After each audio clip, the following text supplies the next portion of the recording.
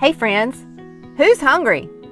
Juicy, flavorful, crispy and smoky, pellet grilled spatchcock chicken may just become your next grilling season obsession. Flavor starts before the bird hits the grill. Brining is your secret weapon here.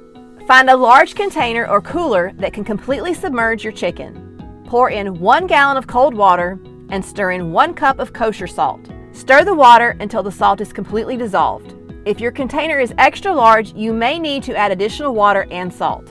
Remove the giblets from the chicken, then gently lower the bird into the brine.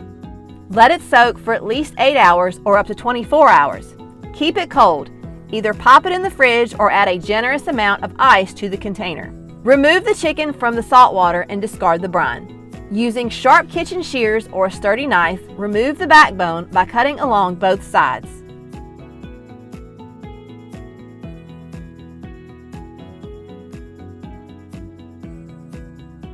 Then flip the chicken over and press down hard on the breastbone to flatten it. Rub the chicken down with 2 tablespoons of olive oil, then season with your favorite seasoning. We're using my homemade all-purpose seasoning here. Preheat your pellet grill to 165 degrees Fahrenheit and turn on super smoke. Place the chicken breast side up on the grill. We're using a pan because if things go well, this chicken will be falling off the bone by the end. Let the bird smoke low and slow for about 2 hours. Then crank up the heat to 350 degrees Fahrenheit and continue to smoke until the internal temperature hits 160 degrees Fahrenheit in the thickest part of the breast. Let the chicken rest for 15 minutes before serving.